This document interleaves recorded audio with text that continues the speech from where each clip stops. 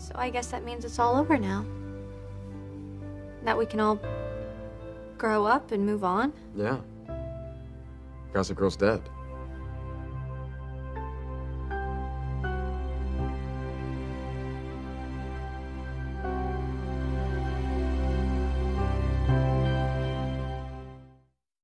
Yeah, so I don't know how to tell you this, but we've been lied to. Gossip Girl quickly became one of the most well known shows when it first aired in 2007. The show received numerous nominations and awards, and many adaptations have been created hoping for the same success as the original. It was probably one of the first series that reflected the quickly changing reality of social media and the effect it had on young people and their lives. The story focused on the lives of privileged young people living in Manhattan's Upper East Side and ran for 6 seasons until its final episode in 2012. I think it's really impossible to explain how big Gossip Girl was at the time. It had a massive following, and for many people, when they think of the mean girl trope, Blair Waldorf is one of the first characters that comes to mind. Even if you didn't watch it, chances are that you at least heard about this show. And even though people had a lot of mixed feelings about the last episode of the series, it still holds a special place in the hearts of many people who genuinely loved this show and were invested in the lives of its characters. So, it's only natural that when the gossips about the reboot first appeared, many people were, well, less than thrilled. In recent years, reboots are becoming more and more popular, and they often spark controversy among the old fans who don't know what to expect and usually feel like no one really asked for a reboot of your favorite show, especially one that ended up with its big secret revealed. However, there are also fans who seem to be genuinely excited about this new show, and I'm not gonna lie, even though I'm careful with my expectations, I'm kind of happy with the stuff I've seen so far. And with only a few days left before the first episode is released, my excitement only seems to grow. When the trailer for the new series first dropped, it quickly became clear that it's an entirely new show that's kind of doing its own thing while keeping certain elements of the original that made it so memorable. While it's been said that we might see some of the characters that we know from the old show, the cast features a completely new set of characters. Moreover, as much as I would probably enjoy a chance to see some of the main characters from the original series, I think it was a good idea to take the elements of the original that were an important part of it, such as the setting, fashion, and the general conflict of feeling like you are constantly being watched and judged, while still making it its own thing that can be watched even if you've never seen the original show. I think it's a good approach, especially since the original was very obviously a product of its time. It might sound silly considering that it hasn't even been a full 10 years since the Gossip Girl final episode, but it's important to remember that nowadays we are living in a world that changes very quickly. Things which were considered normal even 5 years ago might be much less acceptable or common now. And it's especially true when it comes to social media and representation in fiction. Gossip Girl was a show that was very, well, white, for the lack of a better word. All of the main characters were white, cisgender, and heterosexual, and it's very clear that it affected the overall narrative and themes of the series. Even at the time, it was heavily criticized for the very noticeable lack of diversity, and this is something that the reboot is clearly trying to change. It's telling that even the creators express their regret over that fact. The executive producer of the show, Josh Safran, in one of the interviews he did back in 2017, said that he wishes they included more representation in the show and that it's something that should have been explored more. When I look back on Gossip Girl, the only things I regret were not as much representation for people of color and gay storylines. Those are the two things I think we probably could have delved into more deeply, he said. And like I said, Gossip Girl was very much a product of its times, and unfortunately, at the time when it was being created, many shows were still hesitant to include gay storylines and queer representation. And even though Serena's younger brother Eric was gay, he didn't get as much spotlight as other characters. Although I have to admit, the scene when he gets outed by Georgina is really good, and I think it was a very relatable and important moment for many LGBTQ people watching the show. It's just a shame that he became such an insignificant character later on, considering how much potential he had. You, you didn't know Eric was dating a boy. This doesn't make any sense, because that would mean that Eric is... And he's not. He's just not.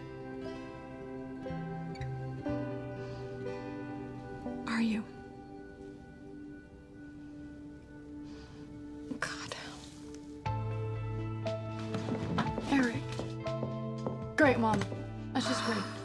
How dare you?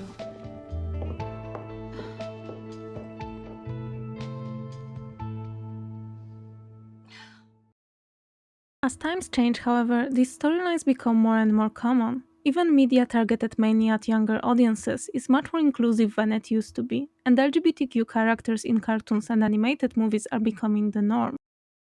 It's only natural that the reboot would include these themes, especially as the main characters are teenagers and young adults, which means that we are at this moment in their lives when exploring your sexuality is not only perfectly normal, but it's also an important part of the process of growing up.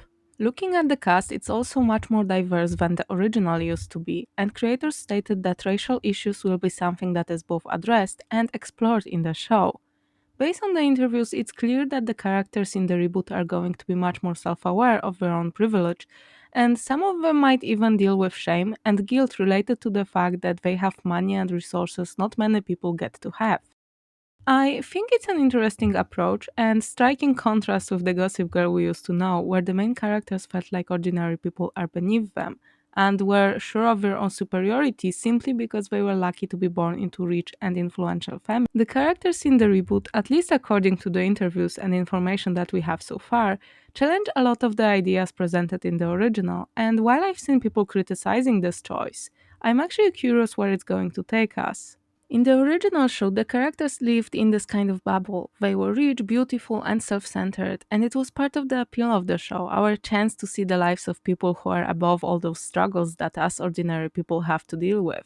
Blair, Serena, or Chuck had everything they could possibly want. They didn't hesitate to use the money and connections they had to get them their desired results, even if it meant using people who were important to them. They were quick to use manipulative tactics and ruin the reputation of people who dared to stand in their way. It was fascinating to watch these people who, more often than not, invented their own problems and couldn't care less about who ends up paying the price for their entitlement. The new show seems to have a different approach, and as much as I enjoyed the original series, I don't think it would work now, which is why I understand the decision to take this story in a different direction. Times changed, and these kids know how privileged rich people are perceived and seem to be aware of the fact that often with the privilege comes certain responsibility. According to research, many young people, especially young girls, dream about becoming social media influencers. With the rising popularity of platforms such as Instagram or TikTok, kids from a very young age are exposed to people who influence their opinions and expectations for the future. It's important to remember that with the generation which had access to the internet practically since the moment they were born, came new challenges that previous generations didn't have to worry about, and the internet is much more unforgiving than ever before. The CW spokesman Paul McGuire said that the target audience for the original Gossip Girl was 18 to 34-old women, and it definitely shows even if the actual audience often happened to be much younger. I didn't watch the show from the beginning, and I think I was 16 or 17 when I started to watch it myself shortly before the final episode. As someone who was born in 1994, I am in this kind of awkward position where I'm very young for a millennial, but probably a bit too old to be a Gen Z. I'm in this kind of in between where I have trouble relating to older millennials, and at the same time, I am too old to identify as Gen Z. Looking at the cast, most of them were born between 1995 and 2002, which puts some of them in a similar position to mine, with some of them being either really young millennials or older Gen Z. You also have to remember that generations are different in different countries, as the timing and the impact of political and historical events can easily affect these things. I am certainly curious who will end up being the audience of this new show and how it will approach the generational differences as a reboot of a widely popular series. I'm especially interested to see what Gen Z has to say about it and whether they will be even interested in this show, and also how it will be received by people who used to be fans of the original. Like I said before, I am somewhat optimistic about this reboot, and while I am not entirely sure what to expect, I am kind of excited to see how it will be different from the original Gossip Girl and how people will react to it. Safran also promised that we will find out who the Gossip Girl is in the very first episode, which I find very interesting. It also looks like there will be more focus on the fact that in reality, everyone is Gossip Girl. And I think it's something that the original often glossed over. The Gossip Girl blog wouldn't even exist if it wasn't for the people who not only read it, but also sent tips and gossip that was later shared for everyone to see. Another interesting aspect of the reboot is that it's very modern, to the point where the action apparently takes place in the post-COVID-19 reality where everyone is already vaccinated. The show was supposed to be released in 2020, but because of the pandemic, the schedule had to be changed. And considering that the show is set in the same place and universe as the original, where all of the characters from the old Gossip Girl exist, I can't help but wonder how not only time, but also the pandemic and politics might have changed and affected this universe. It's interesting that instead of acting like COVID 19 never happened, they decided to make sure that the world in the show reflects all these recent changes. I think it's a very bold move and something we haven't had a chance to see yet because it's all still so new. I'm also really happy to hear that Kristen Bell is back with her iconic voice of Gossip Girl because her narration was such a central and important part of the original. It's not really Gossip Girl without her. All in all, some part of me still can't believe that we are actually getting a continuation of Gossip Girl, and that the first episode is about to drop in only a few more days. I would love to hear what you think about this new reboot in the comments. Have you seen the original Gossip Girl? Are you excited about this new show? And if you watched the original, then are you even planning to watch the reboot? There are so many things that I didn't have a chance to talk about in this video, and I will try to share more of my thoughts once the first episode is released and we get to see it. If you couldn't already tell, this is my very first YouTube video and I have absolutely no idea what I'm doing, but if somehow you enjoyed watching, it would be great if you liked this video and maybe even left a comment or click the subscribe button. And if you came this far, thank you for watching and see you next time!